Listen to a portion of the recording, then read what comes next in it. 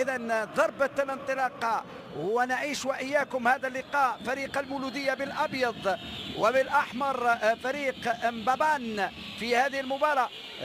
وقد تعادل هذين الفريقين يوم اثنين من هذا 9 بالنسبة للتشكيلة. شوف المحاولة هشام نقاش، تمر بسلام هذه الكرة، تمر بسلام هذه الكرة، كانت ملعوبة بشكل جيد. الدرارجة إذن الدرارجة على كل في الهجوم، وعودة سوقر ونقاش على كل نقاش من اللاعبين الممتازين. إذن سنرى هذه التشكيلة بزكريا منصوري وكذلك وليد الدرارجة واللاعب أمير قروي وسيد أحمد. 3 مباريات 4 نقاط، وبلاتينيوم ستارز نقطة واحدة. على كل فريق المولودية تعادل خارج الديار مرتين، وهذه محاولة خطيرة.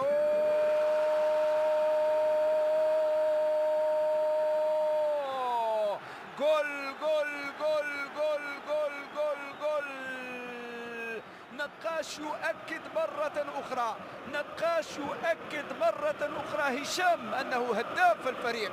نعم، هشام نقاش يسجل بعد مرور 5 دقائق فقط. يتمكن هشام نقاش من فتح باب التسجيل لفريق المولودية. وهذه الجماهير، جماهير المولودية شنوة، الجماهير الكبيرة والعريقة التي شوف شوف شوف شوف شوف شوف شوف ملعوبة جميلة والهدف بالرجل اليسرى. نعم، هشام نقاش يفتح باب التسجيل في هذه السهرة الرمضانية بملعب 5 جويلية بالجزائر العاصمة.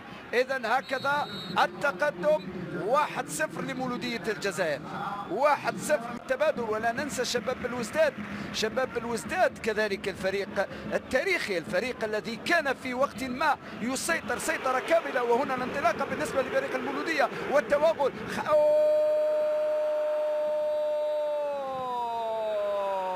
ضاعت هذه الفرصة في المجموعة الأولى.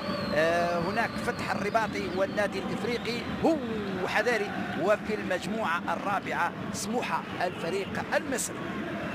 هكذا إذن نعيش وإياكم التسديدة قوية ومن بعيد حذاري، لأن هذه الكرات في بعض الأحيان تأتي يعني كان دوما تنافس بين الإخوة. كرة ملعوبة وسهلة. اتحاد العاصمة كذلك تاريخ كبير على الجهة اليسرى بالنسبة لفريق مبابان، والمحاولة كرة ملعوبة حذاري من هذه الكرات. كرة على الجهة اليمنى، الكرة خطيرة خطيرة.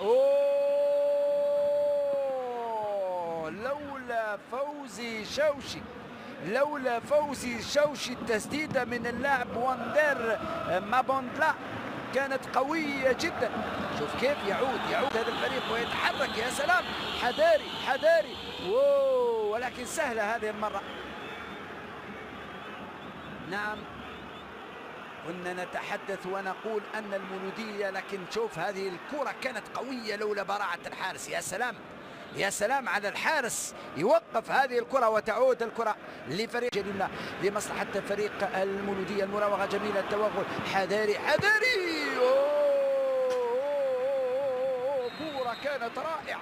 كرة كانت رائعة. يا سلام على عواج، يا سلام على عواج. هذا اللاعب ممتاز وليس له علاقة بعائلة عواج، أبناء بولوغين، يعني عواج زبيد. حشود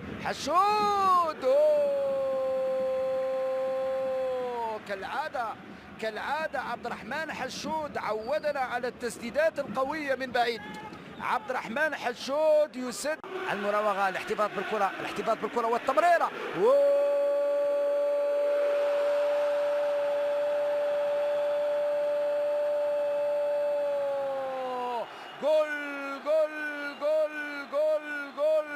يا سلام عليك، يا سلام على النقاش، يا سلام على نقاش. أشرنا بالبداية وأشاروا الزملاء بالاستوديو أنه عاد بقوة وسجل أهداف، وها هو يسجل هدفين. يا سلام على نقاش، ويا سلام على التمريرة الرائعة، والهدف الثاني 2-0 لفريق المولودية. يا سلام، يا سلام.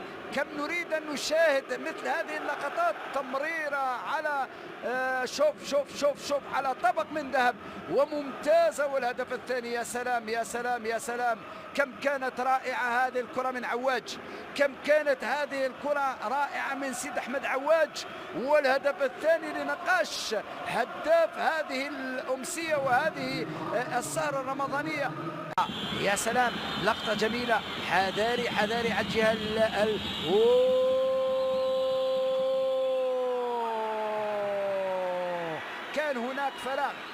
كان هناك فراغ في دفاع المولودية، ولم يتمكن هذا اللاعب من الوصول على الرغم من أن الفرصة كانت سهلة ومواتية. شوف كيف يمر وليس هناك مدافعين، الكل صعدوا، وهنا يضيع هذا اللاعب فرصة ذهبية لتقليص الفارق بالنسبة لهذا اللاعب رقم 10 في التشكيلة اللي هو وندر مابوندلا. في الجزائر لها نكهة ولها فن في طريقة التشجيع. نعم، كرة ملعوبة لمصلحة. يا سلام على المراوغة، كم كانت جميلة.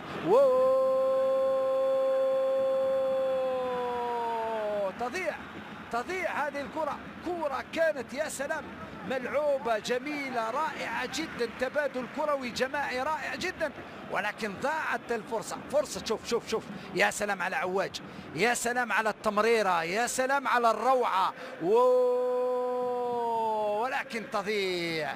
كاد نقاشا يسجل الهدف في 76، لكن وفاق سطيف مرتين، شبيبة القبائل مرتين، والانطلاقة خطيرة والتمريرة من هناك. يا سلام كم كانت رائعة تسديدة سيد أحمد عواج. هكذا والحالة شوف التمريرة، يا سلام رائعة جدا وبطريقة جميلة جدا وقوية يتصدى لها الحارس، ولكن صراحة ممتازة من الطراز العالي. هذه التسديدة كانت رائعة. شوف التمريرة كم كانت ذكية، والتسديدة كم كانت كذلك مقوسة كما ينبغي. لكن الحارس يحضرون مباريات مثل هذه يعني شيء جميل جدا. كرة قوية، شاهدنا كيف الحارس وجد صعوبة قصوى أمام هذه الكرة كانت صاروخية صراحة. شوف التسديدة وبطريقة جميلة جدا بالرجل اليسرى سيد أحمد عواج والحارس. إذن هكذا تمريرة كذلك كانت من أروع ما يكون. إذا نعيش وإياكم الحارس، ربما لا ندري إذا كان سيعود أم لا. سريعة قوية بالنسبة لفريق المولودية، التسديدة جميلة ولكن بعيدة هذه الكرة، لكن جميلة المحاولة. ينبغي أن تكون مثل هذه المحاولات كرة القدم، ينبغي أن نشاهد التسديدات من بعيد هكذا. إذن الكرة تمر بعد هذه المحاولة من منصوري.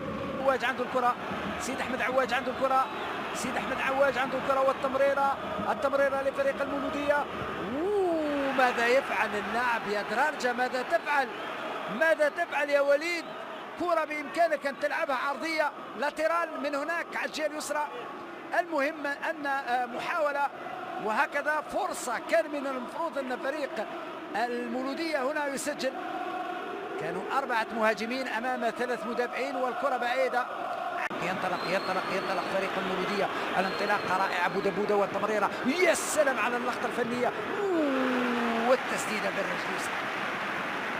من المفروض كرة يا نقاش، ولكن المحاولة كذلك جميلة. نقاش لو مررت الكرة لسيد أحمد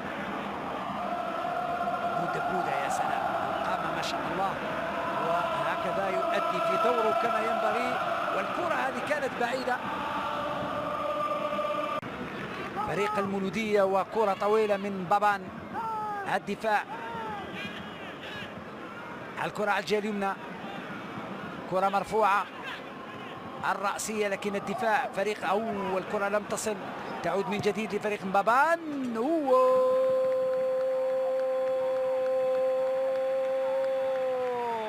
يا سلام على الهدف الرائع من اللاعب رقم 15 اللي هو نجابولون دولوفو. يسجل هدف ولا أروع الهدف ولا أروع في الزاوية وتقليص الفارق. هكذا مولودية ينبغي عليه أن يبذل مجهود ويحاول يعني كرات قصيرة جميلة، ولكن ينبغي أهداف. شوف شوف شوف شوف شوف شوف الهدف، شوف الهدف كان رائعا من بعيد، من حوالي 30 متر، رائع جدا في الزاوية. أندولوفو يسجل هكذا هدف التقليص لفريق مبابان بالرجل اليسرى، كان رائعا. وهكذا تصبح النتيجة 2-1 لفريق مولودية الجزائر. كنا في الشباك، نتابع وإياكم هذه الكرة. حشود يستعد، كرة أوهو، يا سلام يا سلام على حشود، كان رائع اللاعب حشود، والحارس كان لها بالمرصاد. إذن نعيش وإياكم الدقائق المتبقية قبل أن يعلن الحكم على نهاية المباراة. الفوز يعني التأهل. عند الكرة دراجة والتبادل الكروي، قرمي كرة ملعوبة وتبقى الكرة عند عناصر فريق المولودية والتمرير وانطلاقة فريق المولودية.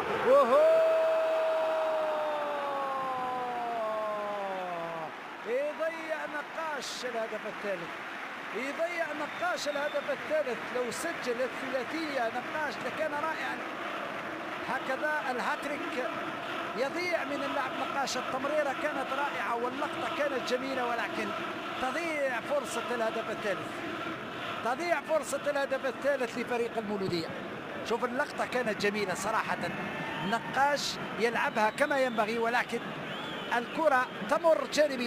تعود الكرة هكذا. إذن حكم المباراة الحكم المالي يعلن على نهاية اللقاء، وفريق المولودية يفوز ب3 نقاط التي ستسمح له بالوصول إلى الدور الربع نهائي في انتظار المباراتين القادمتين.